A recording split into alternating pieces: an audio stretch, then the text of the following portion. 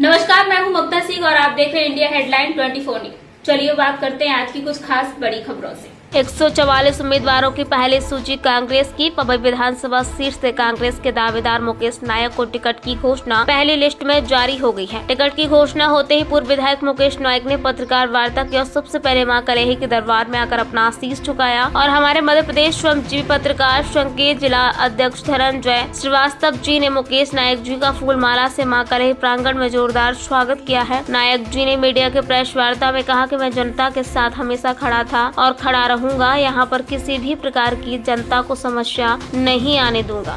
किन मुद्दों के साथ आप जनता के बीच जाने वाली है इस बार? सबसे पहले भैया आप लोगों को मैं नवरात्रि की ढेर सारी शुभकामनाएं दूंगी। कांग्रेस वास्तव में भारतीय जनता पार्टी कहती है धर्म के नाम पर, लेकिन कांग्रेस वास्तव में धर्म को निभाई है और अच्छे समय पर टिकट की घोषणा हुई है। और मैं कहना चाहूँगी, चूँकि मनियामा विधानसभा से मुझे पार्टी के शीर्ष नेताओं ने मेरे ऊपर विश्वास जताया है, मैं उनको दिल की गहराइयों से धन्यवाद देना चाहूँगी। और हमारे जो रीवा से हमारे संगठन के लोग थे, इंजीनियर राजेंद्र शर्मा जी, प्रताप भानु शर्मा जी जो हमारे प्रभारी थे, उनका कुशल नेतृत्व था, अजय मिश्रा बाबा जी, हमारे संगठन मंत्री रवि तिवारी जी, और रीवा जिले के 8 विधानसभा के समस्त कार्यकर्ता, खासतौर पर मेरे मनियामा विधानसभा के संगठन के लोग, सेक्टर, मंडलम, बीएलए और सम्मानित जो साथियों ने मेरे ऊपर पार्टी मुझे टिकट दी है और जो विश्वास जताई है, तो मैं खरी उतरने की कोशिश करूँगी। आप क्षेत्र का भ्रमण की होंगी, वहाँ जनता की क्या समस्याएं जो कभी जिसमें सुधार नहीं हुआ, आज भी जनता उसके लिए जनता के लिए तो वो हमारे क्षेत्र की अगर कहा जाए भैया, तो आप भी चल के देख सकते हैं और आप मीडिया के लोग हैं, आप जानते भी हैं। मनियामा विधानसभा में पंडित श्रीनिवास तिवारी जी वहाँ से विधायक हुए और विधानसभा अध्यक्ष हुए। जो भी मनियामा में काम है उन्हीं के समय का काम है। ना वहाँ स्कूल है, ना वहाँ रोड है, ना वहाँ नाली, बिजली, पानी का तो आप छोड़ ही दीजिए। मनियामा विधानसभा इतना उपेक्षा का शिकार है। भारतीय जनता पार्टी के वहाँ से विधायक थे, रिजर्व सीट हुई तो रिजर्व से भी विधायक बनी, 2 महिलाएं विधायक वहाँ से बनी, वर्तमान में भाजपा के विधायक हैं। हमारे मनियामा विधानसभा में कुछ ऐसी जगह हैं कि जहाँ रोड भी नहीं है। आपके मीडिया के माध्यम से ही सबको पता चला। हमारे यहाँ देवरी गांव है जहाँ रोड नहीं है, एससी वहाँ ज़्यादा लोग हैं देवरी में, वहाँ रोड नहीं है। महिला को प्रसव पीड़ा थी तो वो महिला को खटिया में लेके आया गया था रोड तक और एम्बुलेंस फंस गई थी उस मिट्टी में। ये भाजपा का विकास है। ये कहते हैं कि विकास यात्रा अभी निकली कि हमने विकास किया, ये भाजपा की विकास यात्रा है। आप लाल गाँव चले जाइए, लाल गाँव में बर्तन धुलने के लिए और नहाने के लिए पानी खरीदा जाता है। पीने के लिए तो चलिए ठीक है, चलता है, लेकिन नहाने और बर्तन धोने के लिए पानी खरीदा जाता है। ये भाजपा की विकास है, मनियामा में दिखता है। लेकिन मैं बीते काफ़ी समय से वहाँ भाजपा ने राज किया है। पंडित श्रीनिवास तिवारी जैसे दिग्गज को हराकर वहाँ शुरुआत हुई थी भारतीय जनता पार्टी की, तो ऐसे में आप कैसे सेंध लगाएंगी वहाँ इस बार कि आपका मतलब विजय परचम लगा सके? हमारे कार्यकर्ता जो हैं कांग्रेस पार्टी के निष्ठावान कार्यकर्ता हैं और इस बार हमारा संगठन चुनाव लड़ेगा। नेता कोई चुनाव नहीं लड़ेंगे, हम सब संगठन के अधीन हैं। हमारे संगठन ऊपर के लोगों की संगठन के ऊपर नज़र रहेगी, सारी जवाबदारी संगठन को दी जा रही है। और हम लोग चुनाव तो इसलिए जीतेंगे क्योंकि भाजपा को सब चाहते हैं विदाई हो, और ख़ासतौर पर महिलाएं चाहती हैं। जो इन्होंने ढोंग किया 250 रुपये दे के, हम महिलाओं का कितना बड़ा अपमान किए भारतीय जनता पार्टी में। आप ही बताइए, 250 रुपये में राखी आती है क्या? हम अपने भाई को अच्छी से अच्छी राखी बांधना चाहेंगे जो 500 रुपये, 1000 रुपये की राखी आती है। ना 250 रुपये में हमको मिठाई मिलेगी, ना हमको राखी मिलेगी, ना ही रुमाल मिलेगी। लेकिन हम लोगों के साथ खिलवाड़ किए, हम लोगों के मान सम्मान के साथ खिलवाड़ किए। वही जिन्होंने ये लाडली बहनों को पैसा दिया, वही बहनें इस बार भाजपा की विदाई करेंगी और हाथ के पंजे को लाएंगे, क्योंकि हाथ के बिना कोई काम नहीं होता। और कमलनाथ जी स्पष्ट रूप से सरकार बनाने जा रहे हैं। कांग्रेस ने भी घोषणा की थी कि हम 1500 रुपये अपनी बहनों को देगी, तो ये तो वही हो गया कि जो उन्होंने नहीं, हमारे नेता ने कर दिया तो भारतीय जनता पार्टी नकल उतारती। भारतीय जनता पार्टी से तो कुछ बनता नहीं। आज मैं आई हूँ बाबा साहब के पास क्योंकि वो संविधान निर्माता है, उन्हीं के कारण देश चलता है, उन्हीं के संविधान के कारण मुझ दलित महिला के ऊपर कांग्रेस पार्टी इतनी बड़ी पार्टी है, विश्वास जताई है। आज मैं आई हूँ, भारतीय जनता पार्टी के लोग आप जब दिखाएंगे तो आप देखिएगा सारे लोग आएंगे बाबा साहब के पास। हम आपके क्षेत्र से हट के बात करते हैं। रीवा के 8 विधानसभा क्षेत्र, 8 विधानसभा में पिछली बार भाजपा ने राज किया था। इस बार क्या उम्मीद है आपको रीवा के? इस बार 8 में कांग्रेस जीतेगी। कुछ में तो दोनों में संशय बरकरार है, जैसे कि सिमरिया हो गया और ऐसे सब अच्छा होगा, क्योंकि नवरात्रि पे हुआ है ना, और माता का वास होता है, सब अच्छा होगा। भगवान के सहारे कांग्रेस जी जी जी जी, सब अच्छा, भगवान के सहारे कांग्रेस चली रही है, वो पितर पक्ष में दे रहे हैं, और हमारी सरकार और हमारे मुख्यमंत्री जी तो अच्छे समय पे दिए हैं, और वो माता को चूतिया बनाए हैं, और हमारी सरकार माता को हाथों हाथ लेके, हाथ जोड़ के और पूजा करके नवरात्रि में लिस्ट जारी कर रही है। मतलब माताओं बहनों को लेके अब कांग्रेस हाँ, माताओं बहनों के कारण कांग्रेस में सरकार आपने बनी है। दुर्गा का आशीर्वाद। जी जी, धन्यवाद। बड़ी उम्मीदें जताई हैं, किन मुद्दों के साथ आप जनता के बीच में जाएंगे? देखिए, ऐसे अनगिनत मुद्दे हैं, और गुड़ विधानसभा खासकर मूलभूत सुविधाओं से वंचित है। यहाँ की स्वास्थ्य व्यवस्थाएं दुरुस्त नहीं है, शिक्षा की व्यवस्था दुरुस्त नहीं है।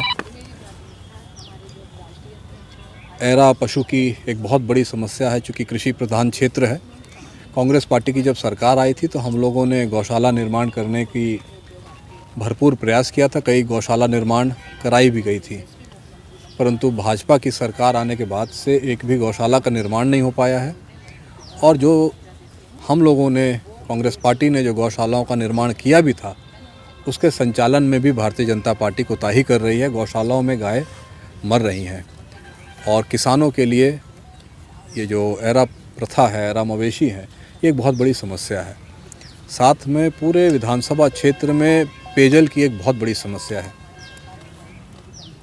एक बहुत बड़ा बेल्ट गुड़ विधानसभा क्षेत्र का तराई है, पहाड़ पे और पहाड़ के नीचे बसा हुआ है, और ऐसी बस्तियों में खासकर आदिवासी समाज और दलित समाज बसता है, जहां पेयजल की बहुत बड़ी संकट है।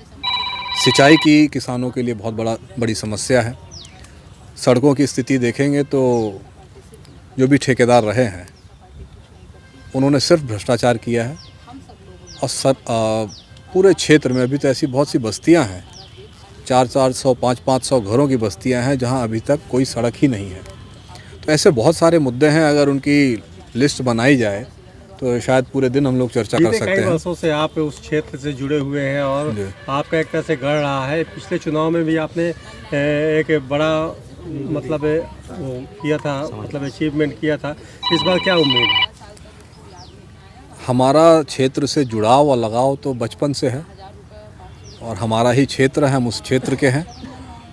पिछले 10 वर्षों से हम राजनीतिक क्षेत्र में अवश्य सक्रिय हैं, जनता के बीच में हैं, और जनता के जो सुख है, जनता का जो दुख है, उसको बहुत अच्छे से, बहुत नज़दीक से पहचानते हैं, उसका अनुभव करते हैं। और यही हमारा जनता से जुड़ाव रहा है, अपने क्षेत्र के मतदाताओं से जुड़ाव रहा है, और उन्हीं के उत्थान के लिए, क्योंकि गुड़ में जो एक गलत परंपरा स्थापित हो चुकी है, उसको ख़त्म करके एक जनहित की परंपरा हो, जिसमें मतदाताओं का सम्मान और स्वाभिमान सुरक्षित हो। क्योंकि आज अधिकारी, कर्मचारी और जनप्रतिनिधियों के हाथों जनता की योजनाएं तो दूर, जनता के अधिकार तो दूर, जनता का स्वाभिमान और सम्मान भी सुरक्षित नहीं है। तो ये सब व्यवस्थाएं दुरुस्त हो, सरकार के और जो अधिकारी कर्मचारियों के जो कर्तव्य हैं जनता के प्रति, उसका पालन गुड़ विधानसभा क्षेत्र में हो, जनता का सम्मान और स्वाभिमान सर्वोपरि रहे, जनता की सुनवाई हो, और सरकार और अधिकारी जनता के प्रति पूर्णतः संवेदनशील हों।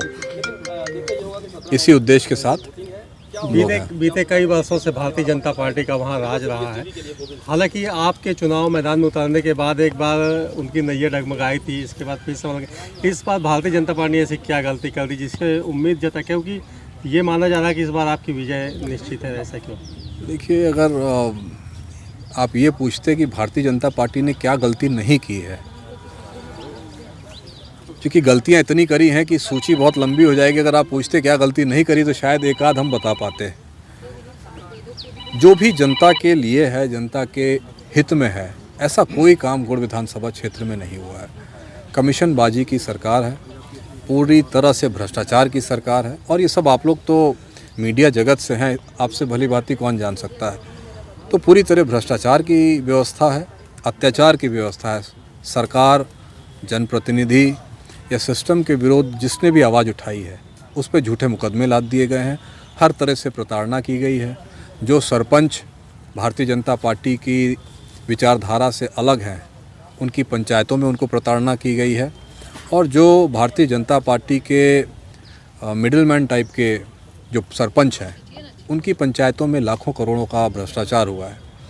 यही गुड़ विधानसभा क्षेत्र का दुर्भाग्य रहा है। इस बार 8 विधानसभा सीटें जैसे पिछली बार रिजल्ट आया था, इस बार क्या उम्मीद है आपको? मान लीजिए गुड़ के अलावा भी अन्य क्षेत्रों में कांग्रेस का क्या रहेगा वर्चस्व?